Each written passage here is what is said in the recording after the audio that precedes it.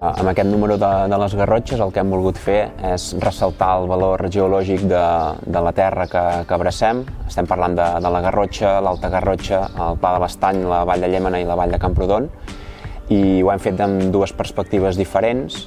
Una d'aquestes perspectives és, òbviament, la part més visible, com per exemple podrien ser la part del basalt de Castellfollit de la Roca, les mines que hi poden haver a l'Alta Garrotxa o al Ripollès, el travertí que trobem escampat a la zona del Pla de l'Estany i molts altres llocs icònics del nostre territori. I l'altra part és ressaltar tot aquest potencial geològic a través del testimoni de la gent, a través de picapedrers, de miners, de poeters, de saurins, de gent que treballa a la terra, que hi ha treballat durant anys i que hi ha estat vinculat.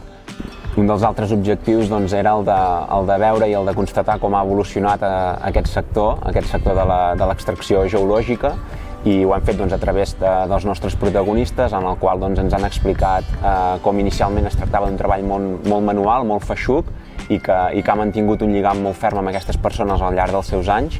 i com amb el pas dels anys ha anat derivant en un treball més específic, més artificial, amb la introducció de la maquinària. Per exemple, un dels més representatius per la zona en la qual ens trobem es tractaria de Castellfollit de la Roca i de la seva cinglera de basalt. Estem parlant d'una cinglera que va donar